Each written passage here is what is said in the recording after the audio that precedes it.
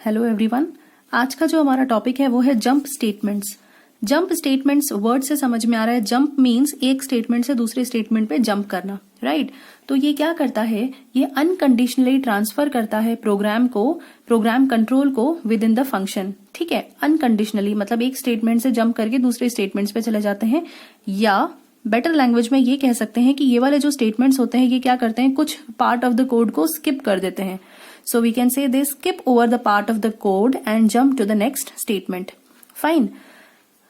Return statement जो है basically ये मेथड्स में यूज होता है या फंक्शंस में। तो अभी हम मेनली जो कवर करेंगे वो ये दो कवर करेंगे, that is break and continue, right. ये जब हम मेथड्स पढ़ेंगे आगे आने वाले क्लासेस में, फंक्शंस जब हम पढ़ेंगे उस टाइम पे अपन इसको कवर करेंगे, राइट। लेकिन अभी सिर्फ इतना समझ लेते हैं कि ये एक तरह का जंप स्टेटमेंट होता है। चलिए, फर्स्ट है हमारा ब्रेक स्टेटमेंट, नेक्स्ट है कंटिन्यू स्टेटमेंट। ब्रेक स्टेटमेंट का मतलब क्या होता है,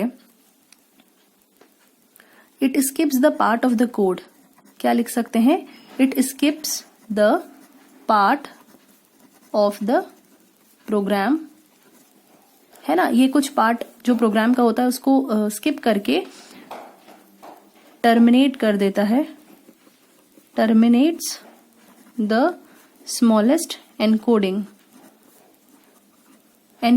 एक्चुअली स्मॉलेस्ट एनक्लोजिंग मतलब जो ब्रैकेट्स होते हैं या स्मॉलेस्ट एनक्लोजिंग जो होती है उस पर्टिकुलर पार्ट को स्किप कर देता है। जैसे ही ब्रेक मिला तो उस एनक्लोजिंग को टर्मिनेट करके नेक्स्ट स्टेटमेंट पे आ जाता है, ठीक है।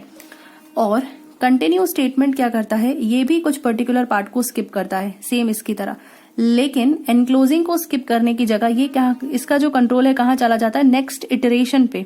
It passes the control to the next iteration, यही लिख देते हैं, it passes the control to the next iteration, to the next iteration मतलब ये लूप को नेक्स्ट इटरेशन के लिए एग्जीक्यूट करवाता है, राइट।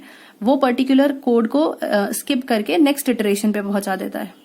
ब्रेक स्टेटमेंट हमने कहाँ यूज किया हुआ है, ब्रेक में हमने एग्जाम्पल देखा था स्विच के केस में, राइट। हमने हर एक केस के बाद अपन ने ब्रेक स्टेटमेंट दिया था, आपको याद होगा। इसके अलावा हम अभी एग्जाम्पल देखेंगे फॉर, वाइल, डू वाइल, तीनों में हम ब्रेक का और कंटिन्यू का स्टेटमेंट, कंटिन्यू जो स्टेटमेंट है उनका एग्जाम्पल देखेंगे कि इनका यूज कैसे है। तो ब्रेक और कंटिन्यू दोनों ही अपन इन तीनों में अभी देखेंगे डिफरेंशिएट करके कि कैसे यूज होता है। चलिए देखते हैं। ये हमारी सुमिता अरोरा जो बुक है उसका एग्जाम्पल दिया हुआ है, राइट। तो पेज नंबर 117 पे ये जो एग्जाम्पल है उससे अपन इसमें देख सकते हैं। ये देखिए, ये वाइल कंडीशन है, ये वाइल लूप है, सॉरी ये फॉर लूप है और ये डू वाइल है, ठीक है।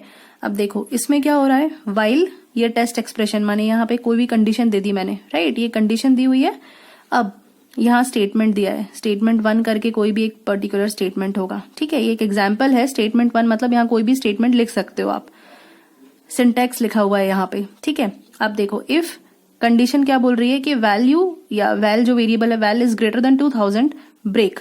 जैसे ही ये ब्रेक स्टेटमेंट मिला तो आपको दिख रहा है कि ये स्मॉलेस्ट एनक्लोजिंग है, एनक्लोजिंग मतलब ब्रैकेट्स, कर्ली ब्रैकेट्स, ठीक है।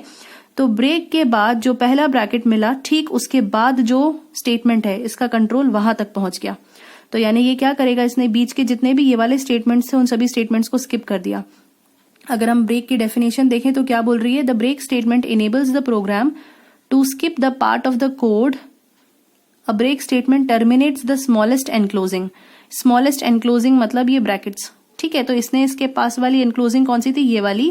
तो इस ब्रैकेट के बीच में जितने भी, ब्रेक के बाद इस ब्रैकेट तक जितने भी स्टेटमेंट्स आ रहे थे उन सभी को स्किप करके इसका डायरेक्ट जो कंट्रोल है वो कहां पहुंचा, स्टेटमेंट 3 पे। नेक्स्ट एग्जाम्पल फॉर का देखिए, इनिशियलाइजेशन एक्सप्रेशन अपडेट वो ठीक है। अब इसका जो एनक्लोजिंग है फॉर का ये है, ये बॉडी है फॉर का, ठीक है। ये स्टेटमेंट मिला, if value greater than 2000 break statement. फिर स्टेटमेंट 2 देखो, ये एक ही स्टेटमेंट लिखा हुआ है, स्टेटमेंट 2 यहाँ पे, राइट। इसको स्किप कर दिया इसने, एनक्लोजिंग यहाँ मिल रही है ना, तो यहाँ पे ये वाला जो एक स्टेटमेंट था इसको स्किप करके ब्रेक के बाद सीधे ये कहाँ आया, स्टेटमेंट 3 पे आया। तो यानी ये वाले स्टेटमेंट को उसने स्किप कर दिया, ओके। चलिए थर्ड देखते हैं। डू वाइल में क्या हुआ, अगेन डू, फिर ये ब्रैकेट, ये स्टेटमेंट्स कुछ लिखे हुए हैं, स्टेटमेंट लिखा है, यह कंडीशन दी हुई है, अब ब्रेक, जैसे ही ब्रेक मिला तो देखिए ये स्टेटमेंट पे पहुंचा, स्टेटमेंट 3 यहाँ पर। डू वाइल के केस में क्या होता है, यहाँ पर स्टेटमेंट लिखा था, ठीक है, फिर ये एनक्लोजिंग थी, एनक्लोजिंग के बाद थी कंडीशन, क्योंकि एनक्लोजिंग के बाद यहाँ कंडीशन थी तो कंडीशन के बाद जो भी स्टेटमेंट लिखा हुआ है ये वहां पहुंचा। हमारा ब्रेक क्या बोलता है कि स्मॉलेस्ट एनक्लोजिंग को, एनक्लोजिंग तक जितना भी पार्ट होता है उसको स्किप करके वो नेक्स्ट स्टेटमेंट पे पहुंचता है ना। तो ये तीनों में आपको दिख रहा होगा कि एनक्लोजिंग के बाद जो भी स्टेटमेंट मिला इसका कंट्रोल वहां पहुंचा। Fine, I hope this is clear. Now let us see continue statement.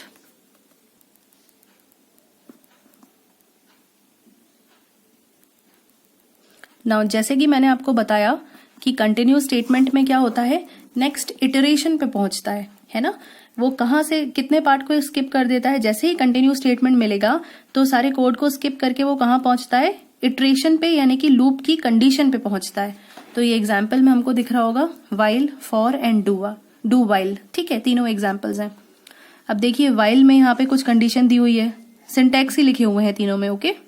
So while में कुछ कंडीशन दी हुई है ना। तो यहां पर अपन ने कुछ स्टेटमेंट दिया, एक स्टेटमेंट है, फिर इफ कंडीशन और यह कंटिन्यू।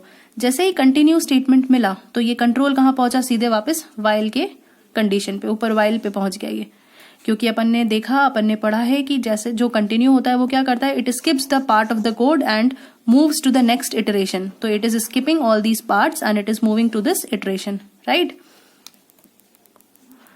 नाउ फॉर वाला देखते हैं, ये देखिए इनिशियलाइजेशन, एक्सप्रेशन, अपडेट, ठीक है। फिर ये स्टेटमेंट मिला, ये इफ कंडीशन, ये कंटिन्यू। जैसे ही यहाँ कंटिन्यू मिला तो सीधे ये कहां पहुंचा, ऊपर फॉर लूप में डायरेक्ट। ये स्टेटमेंट्स को उसने स्किप कर दिया, स्टेटमेंट 2 को भी स्किप किया, ब्रैकेट के बाद स्टेटमेंट 3 को भी स्किप किया, सीधे पहुंच गया कहां, फॉर लूप के पास, राइट। ऐसे ही डू वाइल में देखिए, डू वाइल में क्या होता है, कंडीशन नीचे दी जाती है, राइट। पहले ये लूप का बॉडी होता है, उसके बाद में एट द एंड कंडीशन दी जाती है। तो यहाँ पे ये स्टेटमेंट्स थे कुछ, ये कंटिन्यू, जैसे ये कंटिन्यू मिला तो इसका जो हमारा एग्जीक्यूशन है या कंट्रोल है वो कहां पहुंच रहा है, सीधे वाइल एक्सप्रेशन पे, यानी इस कंडीशन पे पहुंच रहा है, ठीक। तो I hope continue is clear. यहां पर कहां पहुंच रहा है, कंटिन्यू स्टेटमेंट्स जितने भी दिए अपन ने, इनका जो कंट्रोल है, जैसे ही कंटिन्यू स्टेटमेंट मिलता है तो डायरेक्ट ये कंडीशन पे पहुंच रहा है। और जो ब्रेक वाला है, ब्रेक में हम देख सकते हैं, है ना, अपन ने पढ़ लिया ब्रेक स्टेटमेंट क्या कर रहा है, इसका जो एग्जीक्यूशन है वो इस पार्ट को स्किप करके सीधे स्टेटमेंट में पहुंच रहा है, right. I hope this is clear.